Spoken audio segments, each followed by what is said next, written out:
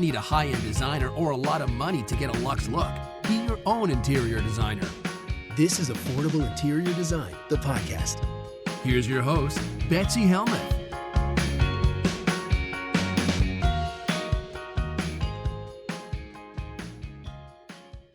Hello, listeners. It is so great to be back with you again, and it is October. October is a month that is very exciting. I love Halloween. I love all things pumpkin spice, but it is getting cold over here. We had a summer that extended into September, and I was very lucky, but now that it's under 65, I'm totally grumpy. Is anybody with me? I feel like I should just pull out the parka and surrender right now. Uh, it's kind of depressing. I love walking to the office with my dog. There's this nature trail from the back of our house that goes right to Main Street. I love being at baseball games and not shivering. My kids play baseball, softball, soccer, and I want to be there with enthusiasm. And instead, I'm there with scarves and coats and hot coffee. And it's just not the same. Well, moving to interior design questions. Sometimes when I answer a question or when I talk about a topic on the podcast, later I think to myself, I want to change that answer. I might have said something a little bit different, or maybe there's something I wanted to add. Well, after my episode with Justin Breen, literally the day after we recorded it, that night I went to bed and I had a horrible dream. I had a horrible dream because I had more to say on that topic. And there was something else I wanted to add that I've wanted to add for a while now. So, this first part that I'm going to talk about today is not answering a question. It's basically going to be sharing something with you so that I have peace of mind and can sleep without bad dreams, without worrying about this issue anymore. So you hear me talk a lot about following your dreams, about if there's something inside you that you want to become, if there's a calling that you have, there's no better time than now, right? You hear me say that. You hear me say, make some dreams come true. Dig deep, find the time, find your passion. You heard me talking with Justin about manifesting those dreams and figuring out what your purpose is, what your why is, and then making it come true. But every time I talk about making dreams come true, something is in the back of my mind that I don't share because it's just we can't go on and on and on. Let's keep it moving. But it's come to my attention because my subconscious brought it to my attention that I need to talk about it. So you also heard me talk about on that episode the fact that my mom worked at a job for 40 plus years that I think she did enjoy, but there was a lot of difficulty around it, right? She worked really long hours. I slept under her desk. She really gave all of her time and energy to this job outside of raising me that didn't always give her as much back. Certainly, she got a salary. She was paid handsomely. She got benefits, but she wasn't always appreciated in my eyes. She wasn't always valued for what she gave to the organization. And so it's easy for me to say about people like her and looking forward that, maybe she had a deeper passion. Maybe there was something that she always wanted to do. But I want to make it really clear that I understand the opportunities that were handed to me due to a number of factors, due to my generation, due to my skin color, due to my gender identification. I stand on the shoulders of the women before me. And I know that even now in this era, when we're able to manifest our dreams and we have so many opportunities to do exactly what we want to do, that there are people who don't have as many opportunities as I do. There are people listening in different parts of the world that may not have access to the things that I have access to.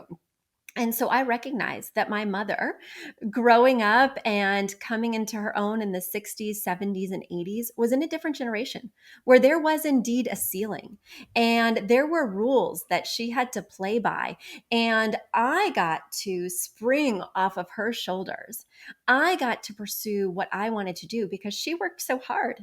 And she raised me as a single mother and spent all that time, energy, and money that she had left to encourage me to pursue my dreams and give me every opportunity to do so. And then looking back a generation before that, my grandmother was a child of immigrants from France. She was the first in her family to go to high school. And she, was a farmer's wife. Well, I guess he was a carpenter, but she farmed. And he was a carpenter. And, she killed chickens and raised many, many children. And she didn't have opportunities. What were her dreams? What was she hoping for? They were much more limited. So every time I say, follow your dreams, I say this coming from a place of privilege. And if you're also coming from a place of privilege, if you can also look back at the generations and say, you know what? I can do better because they did that. And so that's how I feel. I can do better because they did that. And so I should do better. So I shouldn't hold myself back. If I don't need to be held back, if societal constraints, financial constraints, other constraints from society in general aren't holding me back, I shouldn't be holding myself back. But if constraints are holding you back, I want you to know that I see you and that you just need to live your best life. Sometimes that means living your best life exactly where you are right now. And that can definitely be good enough. So I don't know if any of this was clear, but I just want you to know that I know that this isn't possible for everyone. And I'm not saying that those past generations didn't do it right. I'm saying that those past generations didn't have opportunities that are currently on my doorstep. And look at your doorstep. Are there opportunities waiting for you? Seize them because your ancestors, even if they're not your ancestors, I think the generations of the past, whether they're related to you or not, would all be rooting for you. And I can tell you for sure, I'm rooting for you. So there we go. I think I'll be able to sleep better at night now. All right, let's move on to my next letter that I wish I'd answered just a little bit differently. So this letter was from episode 296, and it was from Brandi. And Brandi writes, Betsy, I was wondering what sort of lighting you typically do in open concept rooms with 8-foot ceilings. Our dining room is at the center of our living space and is the only statement lighting that will hang from the ceiling in the room. Is it okay for a pendant or chandelier to hang above the dining table, even though it will come to about 6 feet tall, my husband's chin? Or would something like a flush or a semi-flush mount be more appropriate? Attached is the picture with the main living space from the kitchen. The dining room will be centered in the room in front of the bay window. So guys, if you're listening to this on the podcast, you won't want to miss these photos. You'll head over to our YouTube channel, which you can find at affordableinteriordesign.com/links. You can also see the pictures in our show notes. Again, that's affordableinteriordesign.com/links. So you can see everything that I'm talking about. But I told her, what I still feel to this day is that from the top of the table to the bottom of the light fixture, if the light fixture is over the table, it's 29 to 34 inches. That's the rule of thumb that I follow, and it makes everything look really nice because nobody's walking under that chandelier or pendant because it's over the table. But if you have 8-foot ceilings, I told her that I typically do a flush mount. I typically don't do anything that has a drop if it's not above a piece of furniture like the dining table, unless it's 9 feet ceilings or higher.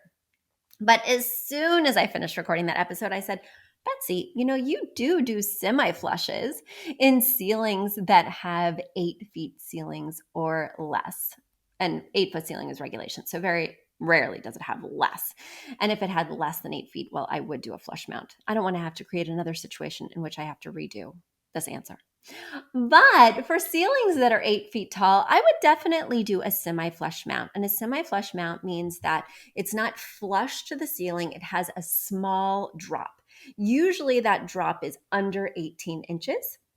So you want to think about how tall normal people are. And normal people are under 7 feet tall. So you do have about 12 inches of wiggle room there. So I would do a semi-flush that's 12 to 14 inches in height. I think that would look really beautiful. And I regularly do it in places that have 8-foot ceilings, especially places like an entry or foyer. All right. Whew, I feel so much better about that. Let's move to the next question that I wanted to slightly revise. Let's see. Let me find it here. Here we go. This question that I wanted to slightly revise comes from episode 295, in which Lydia had big problems with an interior designer that she'd hired. She'd hired her interior designer to do architectural drawings of her space.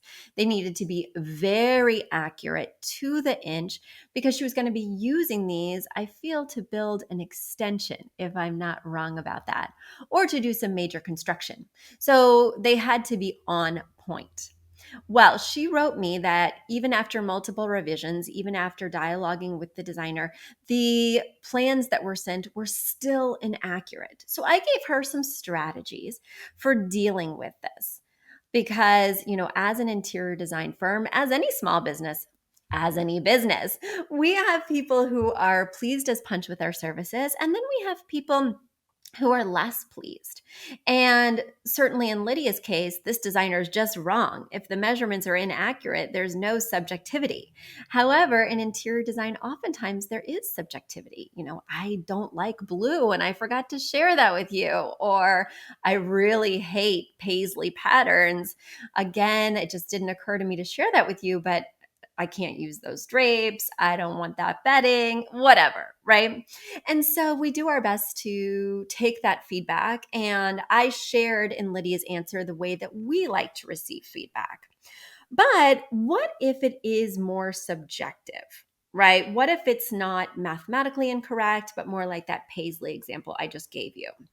Well, I wanted to share a quick little example of a time when I let go of artistic control and felt very uncomfortable about it and what that outcome was. So, for my husband's birthday 6 years ago, I commissioned a painting. There's this painter on Etsy who turns portraits or photographs of people into like fairy tales. And I thought it would be so exciting to gift my husband a painting of all of us as like fairy tale characters in Coney Island because we were moving from Brooklyn to Westchester, and Coney Island was one of our favorite spots where we had so many magical memories. So I really wanted to commemorate that, and I thought it'd just be a really fun fusion and a great piece of art for our new home. So I found this amazing artist in the Ukraine. I got very excited. I sent her tons of pictures. And then after a couple of weeks, she sent me a sketch of what the painting was going to look like. Now, based on her previous work, I'd scrolled through all the previous paintings. I felt sure I knew what it was going to look like. I felt sure it was going to exceed my expectations. And when I got the sketch, I was disappointed. Like, I thought everybody would be really cute and caricature-like, and instead she put my husband front and center with like huge pants, so much so that the rest of us were kind of just like hovering around him. Um, Coney Island was really fun, but in the sketch I couldn't see any vibrancy or color. It was really just a pencil sketch. But I thought that the composition was off because basically his pants were the star of the show. And it was disappointing. As I was thinking about giving feedback, because that's why she had sent the sketch so that I would give feedback. And as I was trying to figure out how to word what I was trying to say, or how to reference the pieces that I'd seen before that I'd hoped that she was going to replicate for us, I realized, I've hired this artist. And I have a preconceived notion of what I thought this painting was going to be like. But what if I let her just finish out her vision? I put my faith in her because I loved her previous work. What if I just totally go with it? What if I don't change a thing? What if instead I really inspire her and say, I can't wait to see what you'll do. I've loved all your work. Keep going. This totally has my seal of approval. So, as a former visual artist myself who made paintings for people's apartments, I decided to go that route and just see what would happen, see if she'd wow me. And that picture of my husband with the big, big pants is my husband's favorite thing in our whole house, besides, of course, our family members and pets, to this very day. And every day I walk by that painting because it's right there in our entryway, and I just love it. And I don't see errors. I don't see flaws. I don't wish it looked any different. Now that painting is truly a member of our family and one of the most special memories. One of the most special memories, that I have of those initial days together in our new home. So sometimes you should just let the artist do their thing. Again, this is if there's a subjective kind of reason why you're feeling uncomfortable. If it's an objective reason, like the math is not working out, follow that course of action. Don't let that slip by. But also, there's a client of mine who lives down the street from me. We live on a really long, winding street. And so it's not somebody I actually knew that well. I'd met her at a block party, and then her husband bought a design package from me for her living room.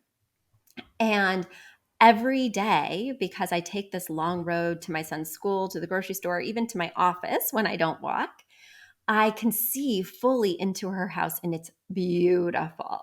It's old and historic like mine. It's stucco like mine. There's so many similarities, and yet it has so many quirks. And because the windows are ginormous, like 2.5 stories high, I can see everything.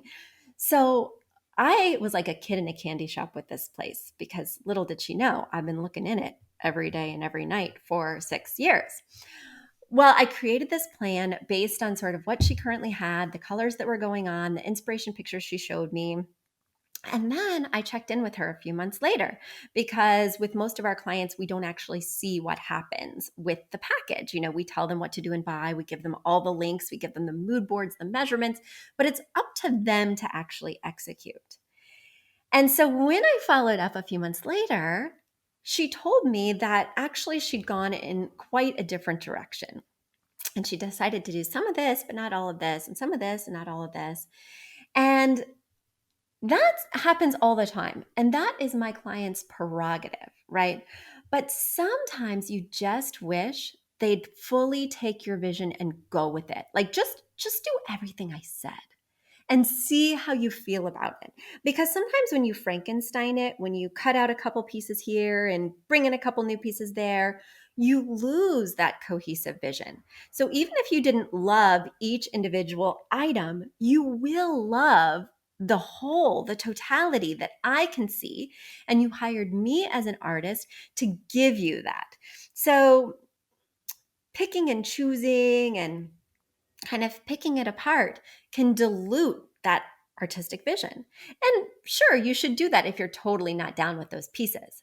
But if it's just feeling a little uncomfortable, if it's just outside of your comfort zone or outside of what you expected, like that piece of art that I commissioned, sometimes just let it go.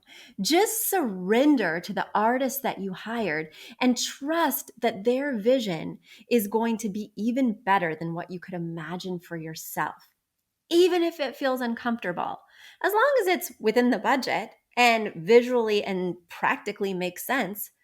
Just do it and look at what beauty you can create.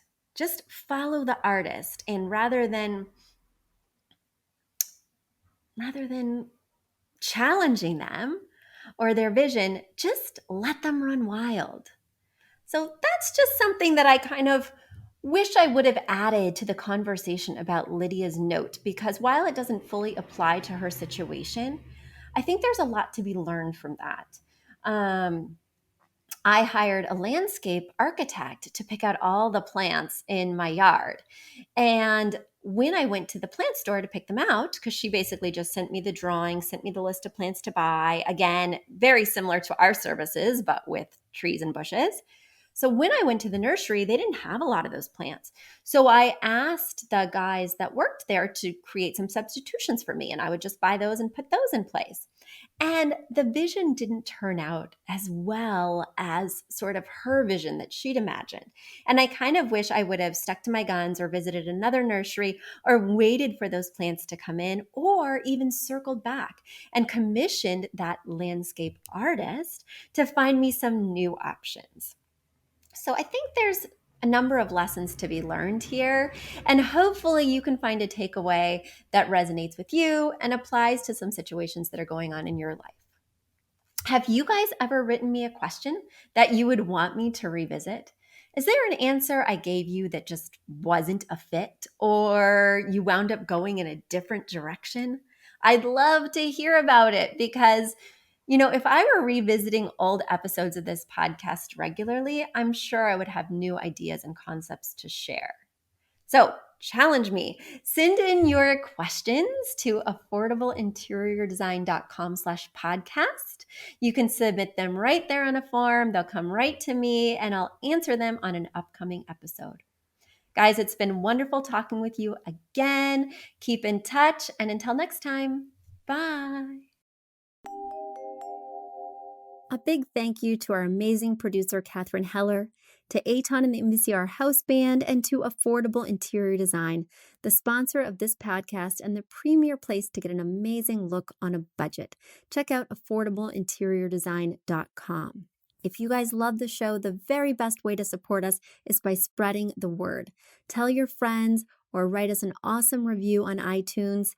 So until next week, guys, thanks so much for joining us, and I'll talk to you soon. Bye.